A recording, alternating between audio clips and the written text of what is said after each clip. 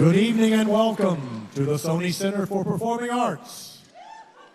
Please note, during tonight's presentation, video, audio, and flash photography is prohibited, and we have a strict zero-tolerance policy for any heckling or disruptions.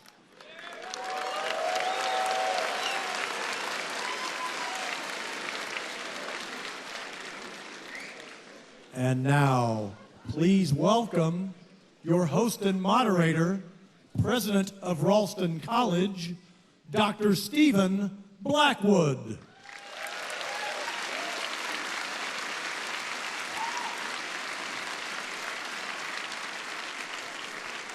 Thank you. A warm welcome to all of you here this evening, both those here in the theater in Toronto and those following online.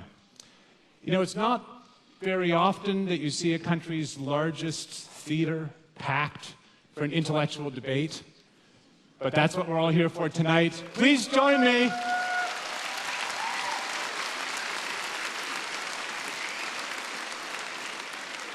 Please join me in welcoming to the stage Dr. Slavoj Zizek and Dr. Jordan Peterson.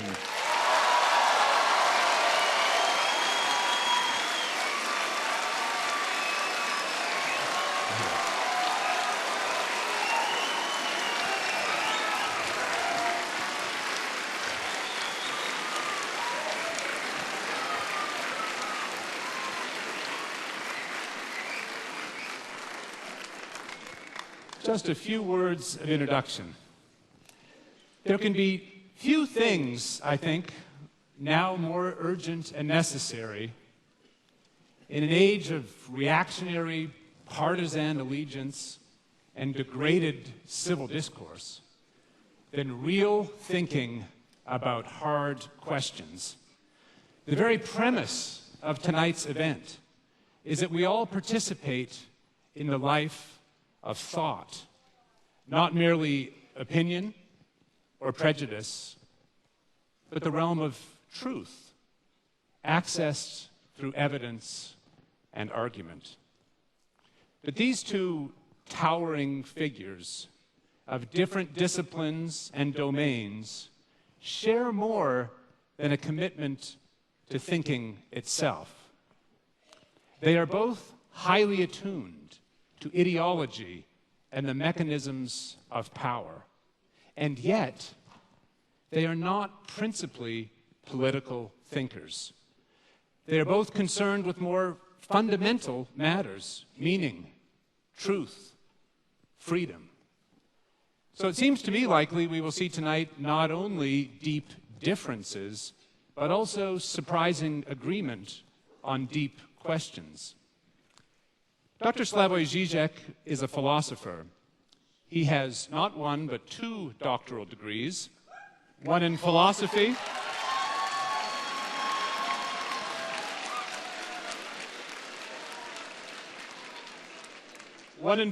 from the University of Ljubljana, and a second in psychoanalysis from University...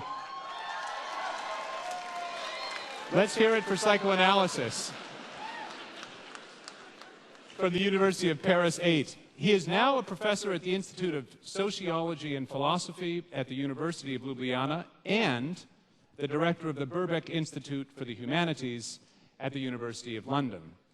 He has published more than 36 books, many on the most seminal philosophers of the 19th and 20th centuries. He is a dazzling theorist with extraordinary range.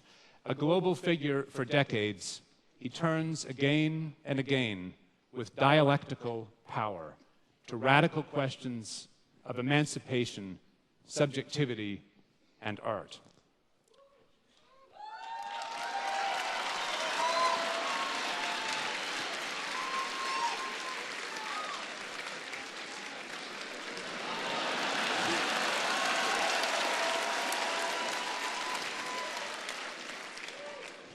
Dr. Jordan Peterson is an academic and clinical...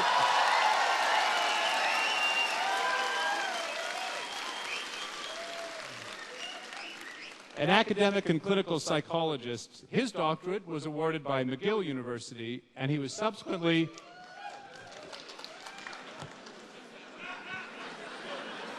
we got some McGill graduates out here. He was subsequently professor of psychology at Harvard University and then the University of Toronto, where he is today.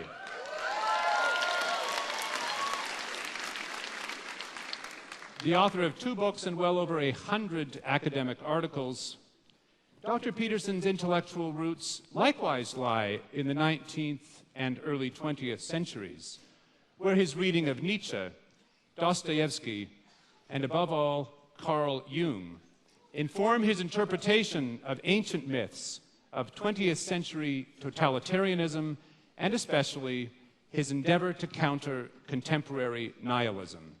His 12 Rules for Life is a global bestseller, and his lectures and podcasts are followed by millions around the world.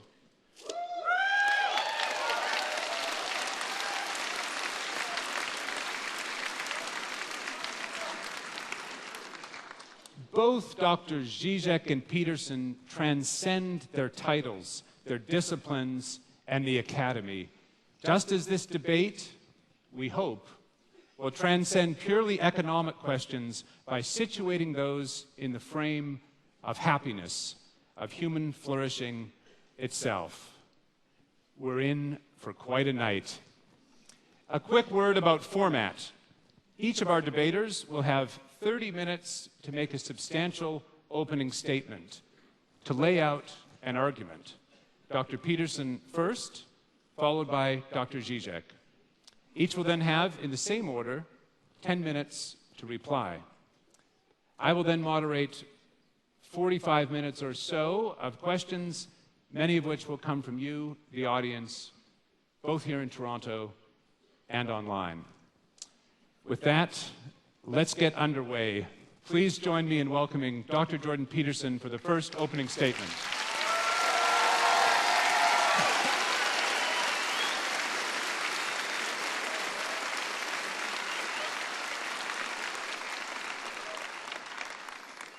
Well, thank you for that insanely enthusiastic welcome for the entire event and also for being here. I have to tell you first that this event, and I suppose my life in some sense, hit a new milestone that I was just made aware of by a stagehand today backstage, who informed me that last week the tickets for this event were being scalped online at a higher price than the tickets for the Leafs playoff games.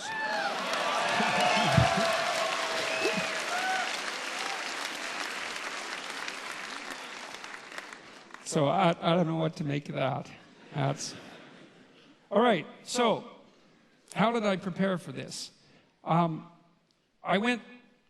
familiarized myself to the degree that it was possible with Slavoj Zizek's work, and that wasn't that possible because he has a lot of work and he's a very original thinker, and this debate was put together in relatively short order.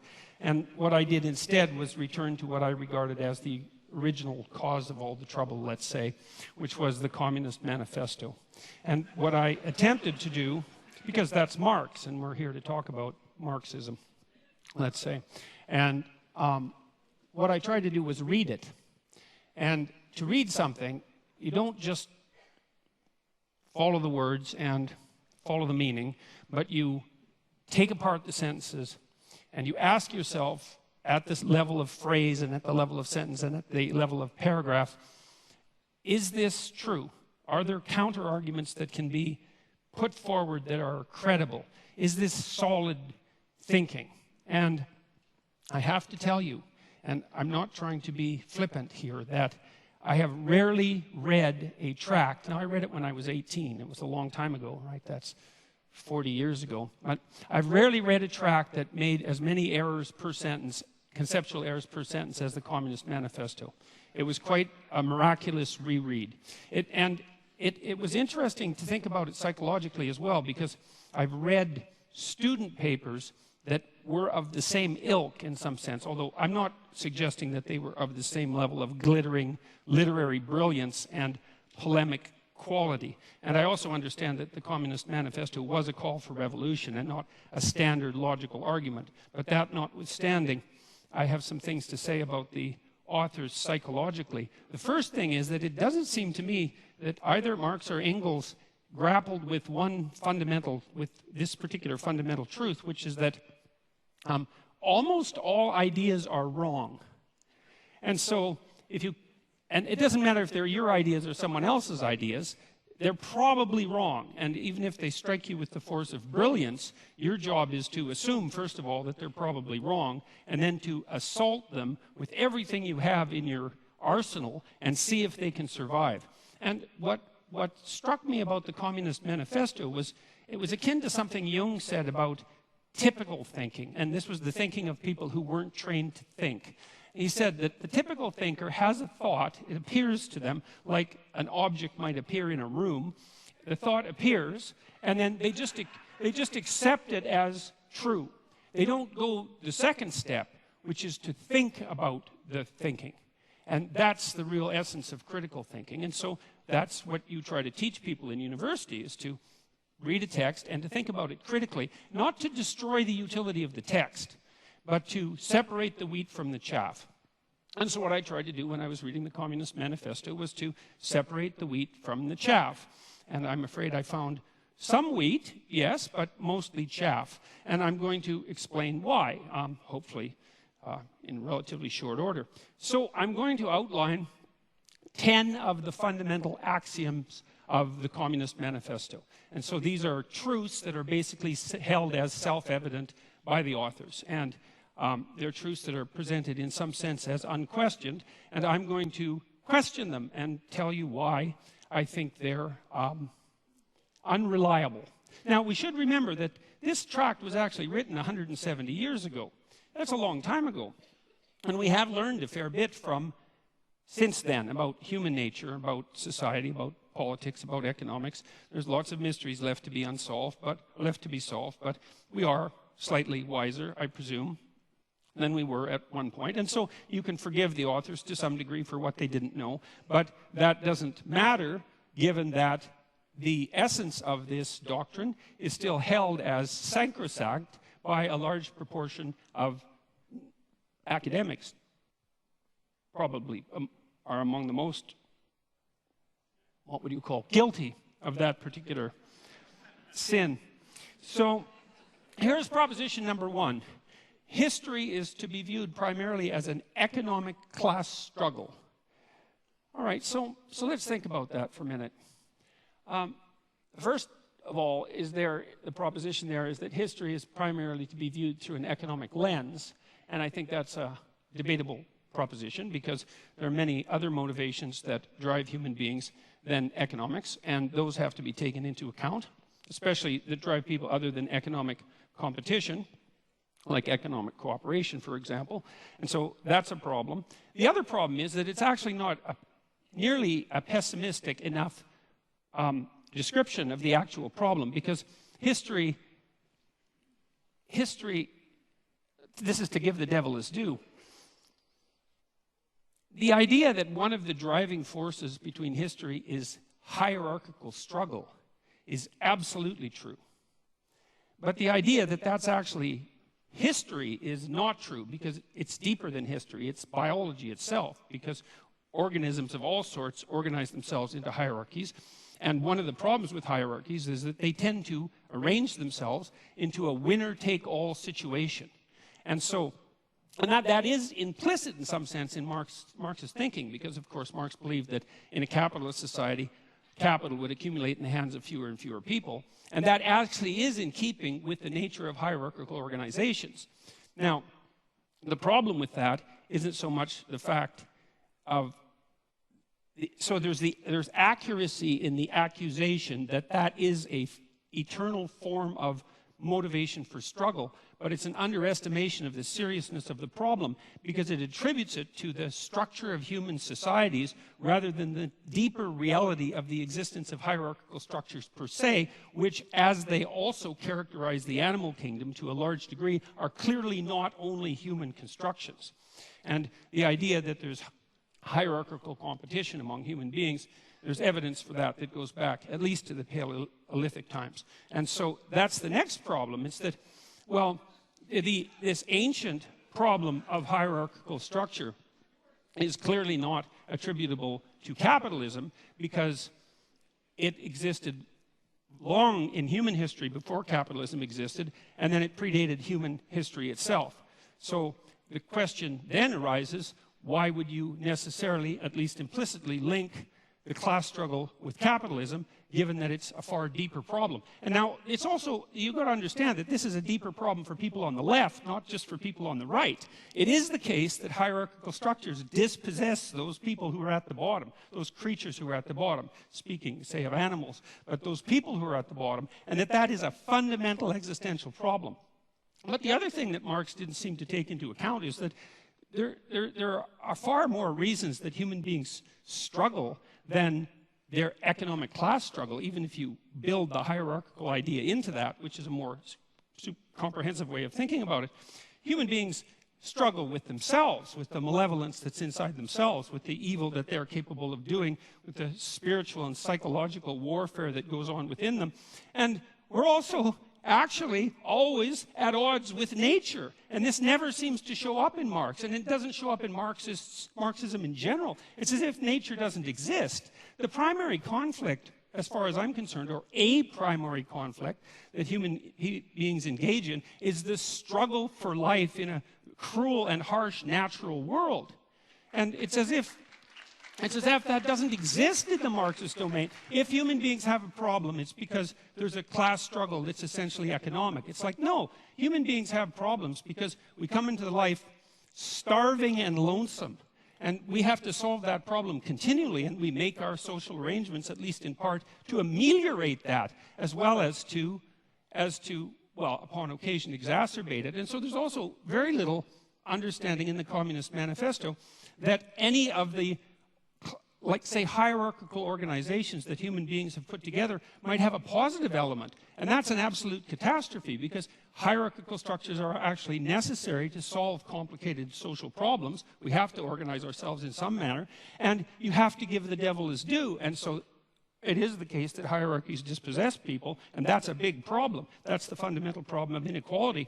But it's also the case that hierarchies happen to be a very efficient way of distributing resources. And it's finally the case that human hierarchies are not fundamentally predicated on power. And I would say the biological, anthropological data on that are crystal clear. You don't rise to a position of authority that's reliable in a human society primarily by exploiting other people. It's a very unstable means of obtaining power. So that's a problem. Well, the people that laugh might do it that way.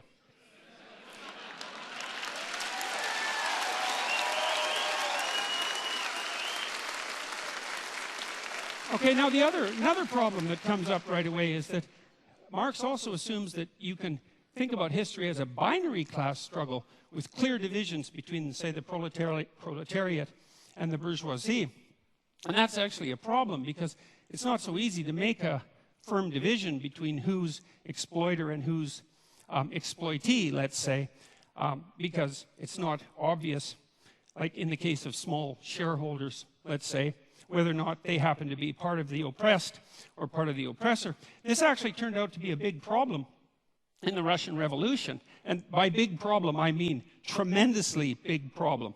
Because it turned out that you could fragment people into multiple identities, and that's a fairly easy thing to do. And you could usually find some axis along which they were part of the oppressor class. It might have been a consequence of their education, or it might have been a consequence of the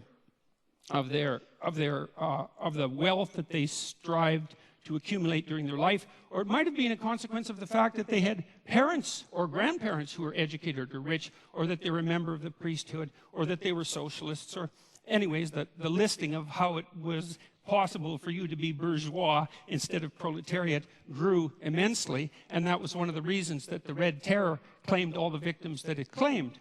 And so that was a huge problem. It was probably most exemplified by the demolition of the kulaks, who were basically peasants peasant farmers, although effective ones in the Soviet Union, who had managed to raise themselves out of serfdom over a period of about 40 years and to gather some degree of material security about them. And about 1.8 million of them were exiled. About 400,000 were killed, and the net consequence of that removal of their private property because of their bourgeois status was arguably the death of 6 million Ukrainians in the famines of the 1930s. And so the binary class struggle idea, that was a bad idea. That was a very, very bad idea. It's also bad in this way, and this is a real sleight of hand that Marx pulls off, is you have a binary class division, proletariat and bourgeoisie, and you have an implicit idea that all of the good is on the side of the proletariat and all of the evil is on the side of the bourgeoisie. And that's classic group identity thinking. You know, it's one of the reasons I don't like identity politics, is because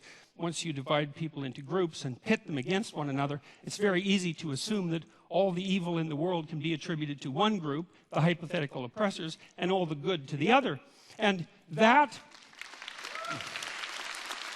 Well, and that's naive. That's naive beyond comprehension, because it's absolutely foolish to make the presumption that you can identify someone's moral worth with their economic standing. So, and that actually turned out to be a real problem as well, because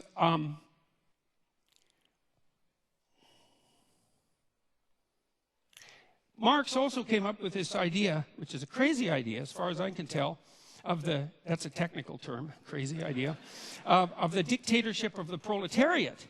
And that's the next idea that I really stumbled across. It was like, okay, so what's the problem? Well, the problem is the capitalists own everything. They own all the means of production. And they're oppressing everyone. That would be all the workers. And there's going to be a race to the bottom of wages for the workers as the capitalists strive to extract more and more value from the labor of the proletariat by competing with other capitalists to drive wages downward, which, by the way, didn't happen, partly because wage earners can become scarce, and that actually drives the market value upward.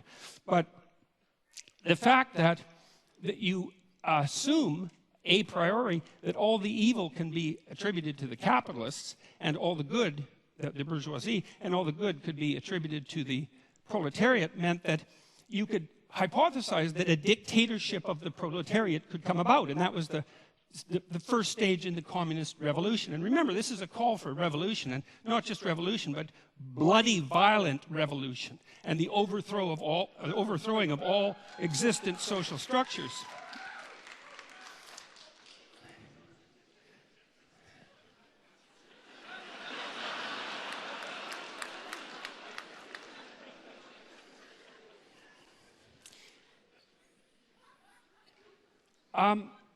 Anyways, the problem with that, you see, is that because all the evil isn't divided so easily up into oppressor and oppressed, that when you do establish a dictator of the proletariat, to the degree that you can do that, which you actually can't because it's technically impossible and an absurd thing to consider to begin with, not least because of the problem of centralization, and you have to hypothesize that you can take away all the property of the capitalists. You can replace the capitalist class with a minority of proletariats. How they're going to be chosen isn't exactly clear in the Communist Manifesto. That none of the people who are from the proletariat class are going to be corrupted by that sudden access to power, because they're, well, by definition, good. So then you have the good people who are running the world, and you also have them centralized so that they can make decisions that are insanely complicated to make, in fact, impossibly complicated to make. And so that's a failure conceptually on both dimensions, because, first of all the proletariat aren't going to be good, and when you put people in the same position as the evil capitalists, especially if you believe that social pressure is one of the determining factors of human character, which the Marxists certainly believe, then why wouldn't you assume that the proletariat would immediately become as or more corrupt than the capitalists, which is, of course, I would say exactly what happened every time this experiment was run. And then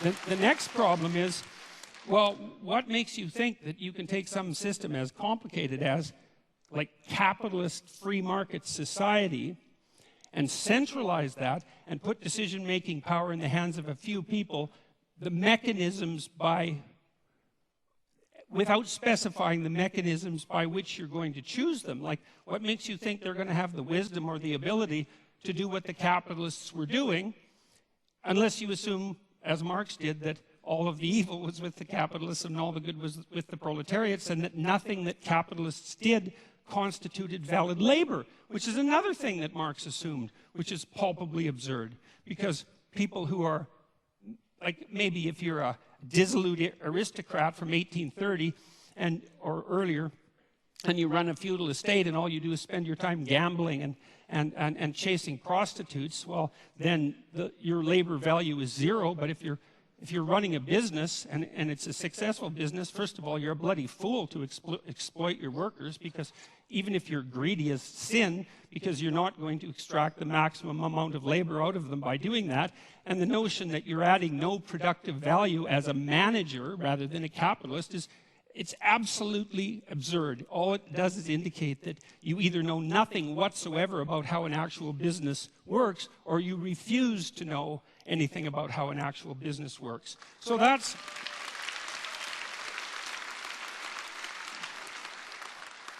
also a big problem. So then the next problem is the criticism of profit. It's like, well, what's wrong with profit exactly? What's the problem with profit? Well, the idea from the Marxist perspective was that profit was theft. But profit, well, can be theft, because crooked people can run companies, and so sometimes profit is theft, but that certainly doesn't mean that it's always theft. What it means, in part at least, if the capitalist is adding value to the corporation, then there's some utility and some fairness in him or her extracting the value of their abstract labor, their thought, their abstract abilities, their ability to manage the company, and to engage in proper competition and product development and efficiency and the proper treatment of the workers and all of that. And then if they can create a profit, well, then they have a little bit of security for times that aren't so good, and that seems absolutely bloody necessary as far as I'm concerned. And then the next thing is, well, how can you grow if you don't have a profit? And if you have an enterprise that's valuable and worthwhile, and some enterprises are valuable and worthwhile, then it seems to me that a little bit of profit to help you grow seems to be the right approach. And then the other issue with profit, and you know this if you've ever run a business, is it's a really useful constraint. Like, it's not enough to have a good idea. It's not enough to have a good idea and a sales and marketing plan, and then to implement that and all of that. That's bloody difficult. Like, it's not easy to have a good idea, and it's not easy to come up with a good sales and marketing plan, and it's not easy to find customers and satisfy them. And so if you allow profit to constitute a limitation on what it is that you might reasonably attempt, it provides a good constraint on wasted labor. And so most of the things that I've done in my life, even psychologically, that were designed to help people's psychological health, I tried to run on a for-profit basis. And the reason for what that was, apart from the fact that I'm not averse to making a profit, partly so my enterprises can grow, but was also so that there were forms of stupidity that I couldn't engage in because I would be punished by the market enough to eradicate the enterprise. And so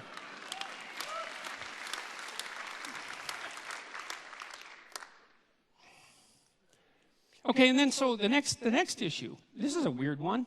So Marx and Engels also assume that this dictatorship of the proletariat, which involves absurd centralization, the overwhelming probability of corruption, and impossible computation, as the proletariat now try to rationally compute the manner in which an entire market economy could run, which cannot be done because it's far too complicated for anybody to think through.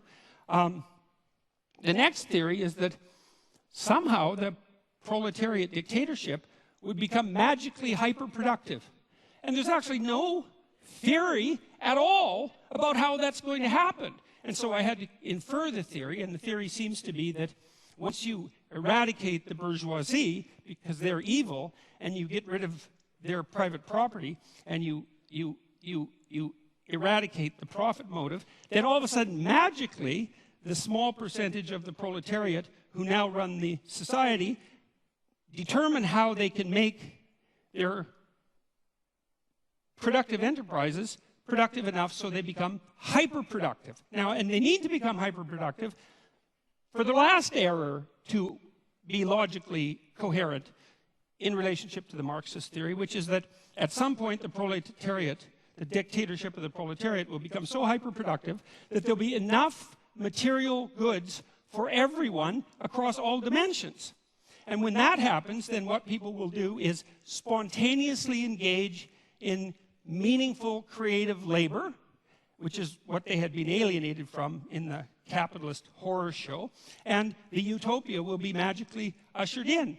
But there's no indication about how that hyperproductivity is going to come about, and there's also no understanding that, well, that isn't the utopia that is going to suit everyone, because there are great differences between people.